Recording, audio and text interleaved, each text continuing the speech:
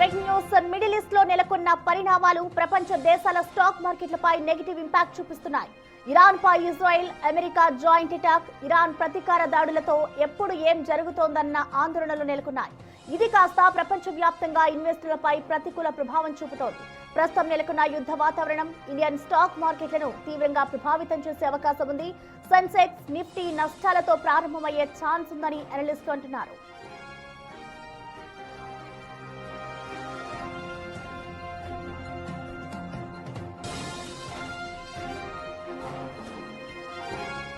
Crude oil ధరలు పెరిగే అవకాశం ఉండడం మార్కెట్ పై తీవ్ర ప్రభావం చూపే అవకాశం ఉంది.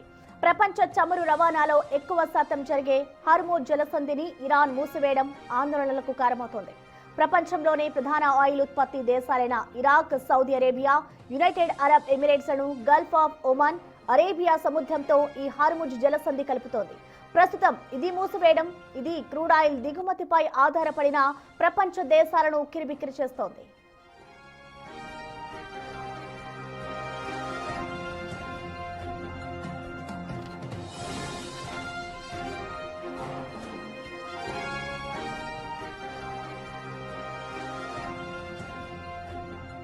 ప్రస్తుతం యుద్ధ వాతావరణం కొనసాగుతున్న నేపథ్యంలో ఇన్వెస్టర్లు రిస్క్ తీసుకోకుండా సురక్షిత పెట్టుబడి సాధనాల వైపు మళ్లే ఛాన్స్ ఉంది. ముఖ్యంగా గోల్డ్, సిల్వర్ లో ఇన్వెస్ట్ చేసేందుకు ఆసక్తి చూపే అవకాశం కనిపిస్తోంది. ఇటు ఇరాన్, అమెరికా యుద్ధ నేపథ్యంలో యుఎస్ మార్కెట్లు భారీగా పతనమయ్యాయి. మరోవైపు ఇరాన్ దాడుల నేపథ్యంలో దుబాయ్, అబుదాబి స్టాక్ మార్కెట్లను మూతపడ్డాయి. Abu Dhabi securities exchange, Dubai financial market తో సహా దేశంలోని స్టాక్ మార్కెట్లు సోమ, మంగళవారాలు మూసివేస్తున్నట్లుగా యునైటెడ్ అరబ్ ఎమిరేట్స్ ప్రకటించింది.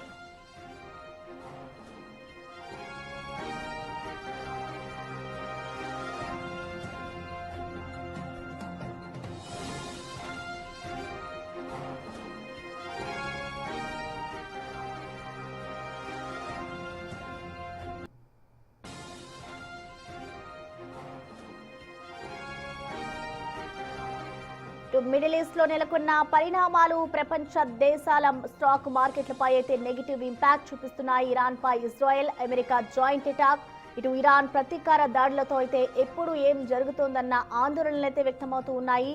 ఇటు యుద్ధం కారణంగా క్రూడ్ ఆయిల్ ధరలు కూడా పెరిగే ఛాన్సెస్ అయితే కనిపిస్తున్నాయి. ఇక దీనికి సంబంధించి మనతో స్పందించేందుకు ప్రముఖ మార్కెట్ అనలిస్ట్ గీతానంద్ గారు మనకి లైన్ లో అందుబాటులో ఉన్నారు. నమస్తే అండి. నమస్తే అండి. ఎస్ గీతానంద్ గారు, మనం చూస్తున్నాం ఇటు ఇరాన్, అమెరికా ఏదైతే యుద్ధం జరుగుతుందో దీని ప్రభావం అయితే ఎక్కువగా స్టాక్ మార్కెట్స్ పైనే ఉంది. సో ఇప్పుడు ఇన్వెస్టర్లపై ఈ యుద్ధ భయాలు ఏ స్థాయిలో ఉండే అవకాశాలు ఉంటాయనుకోవచ్చండి? అంటే మీరేం చెప్తారు దీనికి సంబంధించి?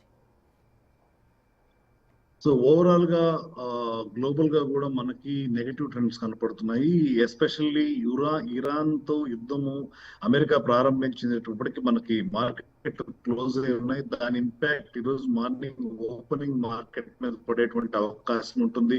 ఆల్రెడీ ఇప్పుడు మనం చూస్తే నిఫ్టీ దాదాపు 480-450 పాయింట్లు డౌన్ లో స్టార్ట్ అయ్యేటువంటి అవకాశాలు కనపడుతూ ఉన్నాయి. అయితే మార్కెట్స్ కి 24,571 అనేది కీలకమైనటువంటి మద్దతు కింద నిలిచేటువంటి అవకాశం ఉంటుంది. సో 24,500 పైన ఈ రోజు కనుక క్లోజ్ కాగలిగినట్లయితే ఇంపాక్ట్ తక్కువగానే ఉంటుంది. త్వరలో మళ్ళీ రికవరీకి ఛాన్స్ ఉండేటువంటి అవకాశాలు ఉంటాయి. అలా కాకుండా 24,571 స్థాయి దిగువకి కనుక మార్కెట్లు ఓపెన్ అయినట్లయితే లేదా మార్కెట్లు పతనమైనట్లయితే మరింత పతనం వైపు మార్కెట్ వెళ్ళేటువంటి అవకాశం ఉంటుంది. అక్కడి నుంచి కూడా 24,704 స్థాయి మనకి మరో కీలకమైనటువంటి మద్దతు, దాన్ని కూడా కోల్పోయేటువంటి అవకాశం ఉంటుంది. ఈ రెండు మద్దతు స్థాయిల్ని కనుక కోల్పోతే మార్కెట్లు ఆల్మోస్ట్ మనకి ఆగస్టులో ట్రావెల్ అయ్యేటువంటి అవకాశం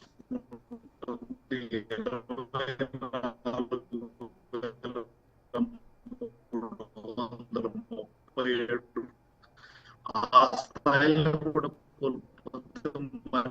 పత్రమైనటువంటి ఛాన్స్ ఉంటుంది. సో ఈ కీలకమైనటువంటి దగ్గర కొనుగోళ్ల మద్దతు లభిస్తుందా లేదా అనేది మార్కెట్ దిశానిర్దేశం చేసేటువంటి అవకాశం ఉంటుంది. ఓవరాల్ గా మార్కెట్ లో అయితే బ్యారిష్ ట్రెండ్ ఉండేటువంటి అవకాశం ఎక్కువ ఉంది. పానిక్ సెల్లింగ్ జరిగేటువంటి అవకాశం ఎక్కువగా ఉంటుంది. ఇరాన్ కేవలం ఇజ్రాయెల్ తో యుద్ధం చేయట్లేదు, చుట్టుపక్కల ఉన్నటువంటి గల్ఫ్ కంట్రీస్ లో ఎక్కడెక్కడైతే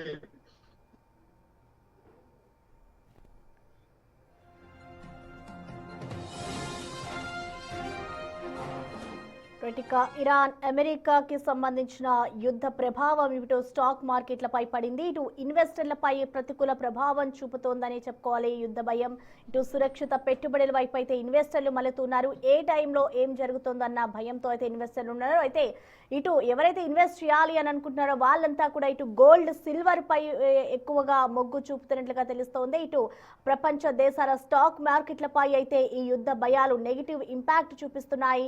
ఇరాన్ పై ఇజ్రాయెల్ అలాగే అమెరికా జాయింట్ అటాక్, ఇరాన్ ప్రతీకార దాడులతో ఎప్పుడు ఏం జరుగుతుందన్న ఆందోళనలైతే నెలకొన్నాయి. ఇప్పుడు అది కాస్త ప్రపంచ వ్యాప్తంగా ఇన్వెస్టర్లపై అయితే ప్రతికూల ప్రభావం చూపిస్తోంది. ఇటు క్రూడ్ ఆయిల్ దిగుమతిపై కూడా ఆధారపడిన దేశాలు ప్రస్తుతం ఉక్కిరిబిక్కిరవుతున్నాయి. స్టాక్ మార్కెట్లపై ఇరాన్, అమెరికా దాడుల ప్రభావం అయితే ఎక్కువగా ఉందనే చెప్పుకోవాలి.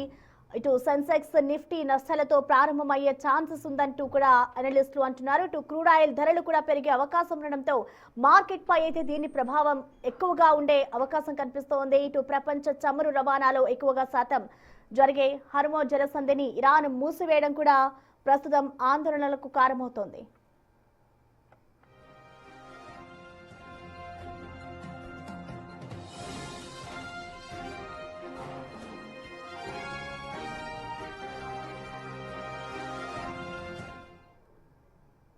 దీనికి సంబంధించి మనతో స్పందించేందుకు ప్రముఖ అనలిస్ట్ రత్నాకర్ గారు మనకి లైన్ లో అందుబాటులో ఉన్నారు. నమస్తే అండి. ఎస్ రత్నాకర్ గారు, మనం చూస్తున్నాం ఇప్పుడు ఇరాన్ అమెరికా యుద్ధం ఇంపాక్ట్ అంతా కూడా అటు స్టాక్ మార్కెట్స్ పైన పడింది. సో ఇప్పుడు జరుగుతున్న సెన్సెక్స్ అలాగే నిఫ్టీ అంతా కూడా డౌన్ ఫాల్ అయిపోయిన పరిస్థితి కనిపిస్తుంది. కాబట్టి మీరేం చెప్తారు కొత్తగా ఇన్వెస్ట్ చేయాలనుకున్న వాళ్ళకి? అంటే ఇది వార్ వచ్చినప్పుడు టెంపరరీ పానిక్ ఉంటుందండి. For some people it is a good opportunity to enter in to the market.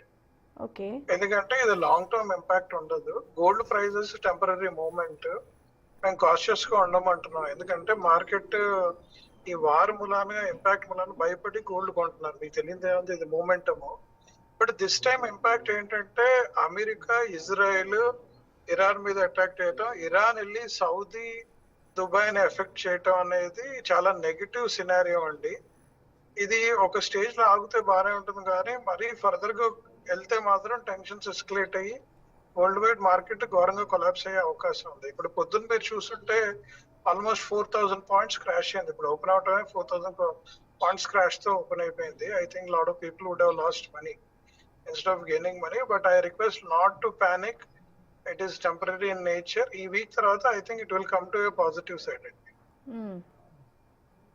అంటే చెప్పండి. అంటే ఇప్పుడు ఒకవైపు వార్స్ జరుగుతున్నాయి, ఇటు క్రూడ్ ఆయిల్ ధరలు కూడా పెరుగుతున్నాయి. సో ఇప్పుడు మన దేశానికి దాని వల్ల ఏమైనా నష్టం జరుగుతుందంటారా? ఒకవేళ జరిగితే ఎంత మేరకు జరిగే అవకాశం ఉంటుంది అనుకోవచ్చు? రెండు విషయాలండి. రూపీ డెప్రిషియేట్ అవుతుంది ఫర్దర్ గా. ఇప్పుడు 91 దాటింది. పొద్దున్న మీరు చూస్తుంటే ఇది 92, 93కి వెళ్ళే అవకాశం ఉంది. రెండోది మీకు తెలుసు కదా, India heavily dependent on import of crude oil.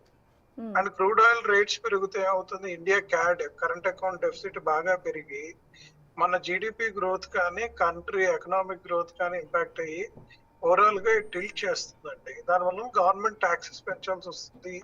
Oil rates పెరిగితే ఆటోమేటిక్ గా మీకు ట్రాన్స్పోర్టేషన్ కాస్ట్, ఇన్ఫ్లేషన్ పెరిగే అవకాశం ఉంది.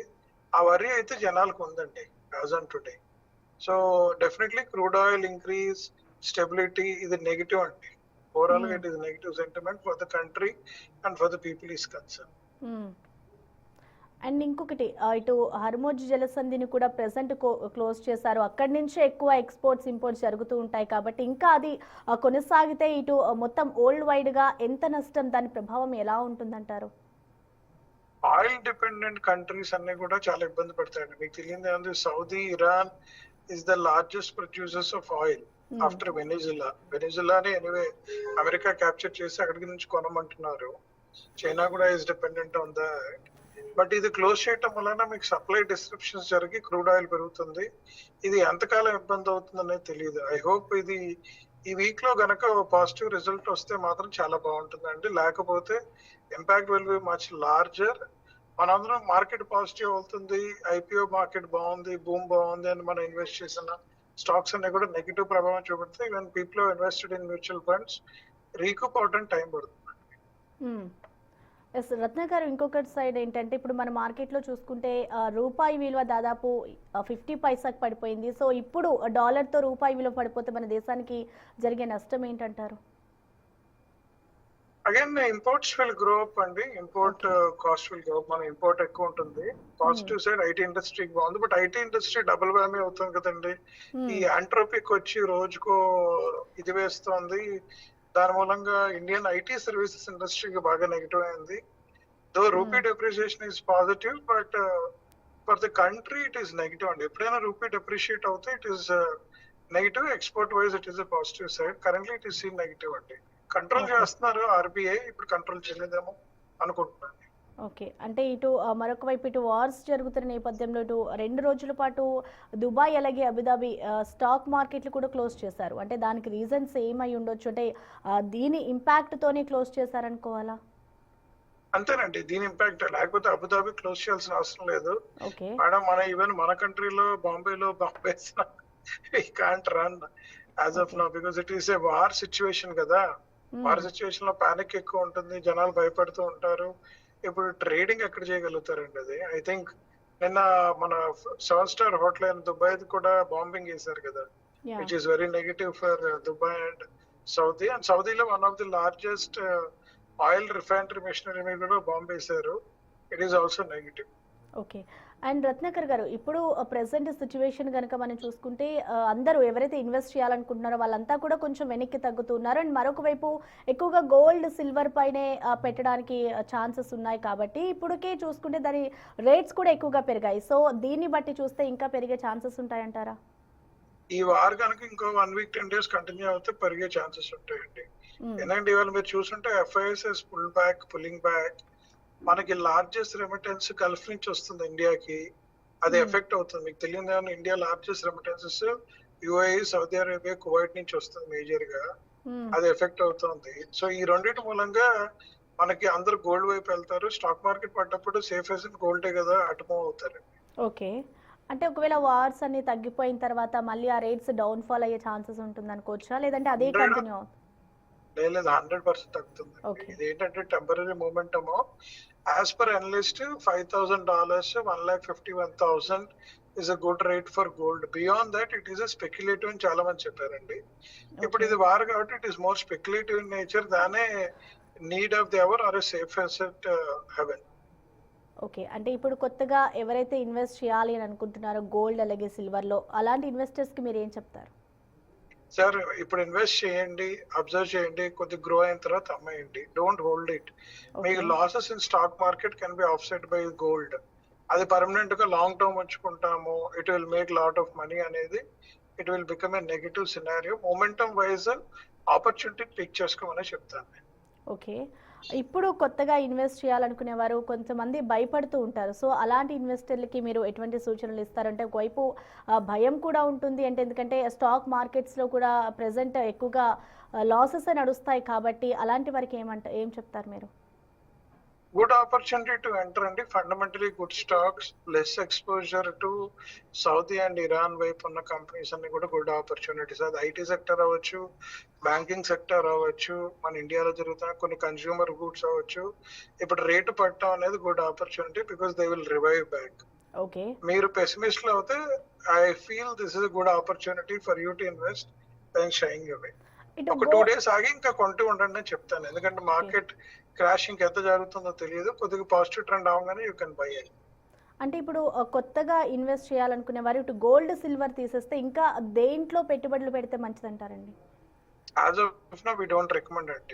Let us hold back and keep the cash intact. Debt fund better. Okay.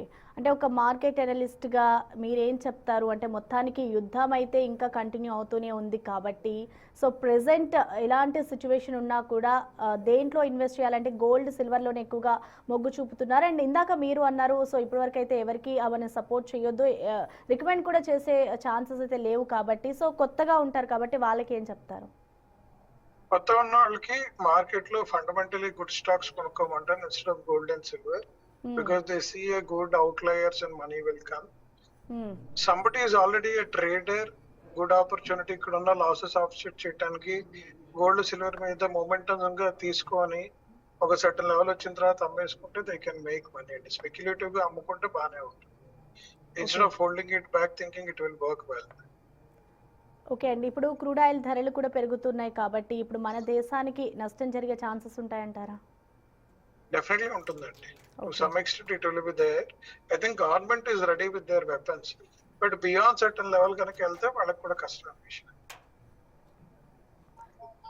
Ratnakar గారు, మరొక వైపు చూసుకుంటే ఇటు క్రూడ్ ఆయిల్కి సంబంధించి ట్రంప్ కూడా ఒకటి చెప్పడం జరిగింది, ఎటువంటి ఆందోళన చెందొద్దు అంటూ కూడా ఆయన చెప్తూ ఉన్నారు. సో ఆయన చెప్తున్న దాని ప్రకారం చూస్తే ఇటు క్రూడ్ ఆయిల్ ధరలు ఒక పతనం దిశగా నడుస్తాయనుకోవాలా, లేదంటే ఇప్పుడున్న మార్కెట్లో ఉండే ప్రభావం ఇంకా దానిపై చూపిస్తుంది అనుకోవాలా? ట్రంప్ అయితే దానికి సంబంధించి స్పందించారు కాబట్టి ఎలా ఉంటుంది అనుకోవచ్చు? అంటే యుద్ధాలు ఆగిపోయే ఛాన్సెస్ కనిపిస్తాయి అనుకోవాలా?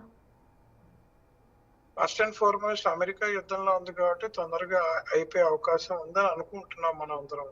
Because they have more intelligence than anybody else. Second thing, ఆయన దగ్గర Venezuela largest again oil reserve US it self has. కావాలంటే ఆ రిజర్వ్ తీసుకొచ్చి క్రూడ్ ఆయిల్ ని స్టెబిలైజ్ చేయడానికి ఆయనకు స్కోప్ ఉంది. I think you will use that opportunity అనుకుంటున్నాను. Right. Okay. Thank you Ratnakar గారు.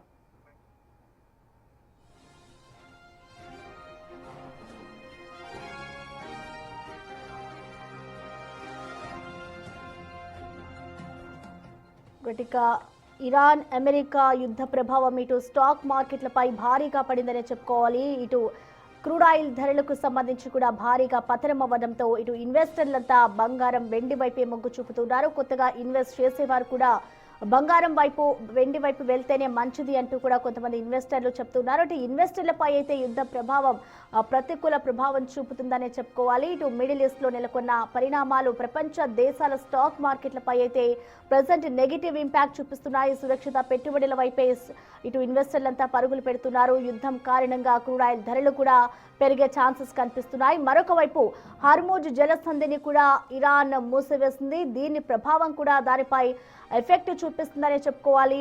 ఇరాన్ పై ఇజ్రాయెల్, అమెరికా జాయింట్ అటాక్, అలాగే ఇరాన్ ప్రతీకార దాడులతో ఎప్పుడు ఏం జరుగుతోందన్న ఆందోళనలు అయితే ప్రస్తుతం వ్యక్తమవుతున్నాయి. ఇప్పుడు ప్రపంచ వ్యాప్తంగా ఇన్వెస్టర్లపై అయితే దాని ప్రభావం ప్రతికూలంగా చూపిస్తోంది.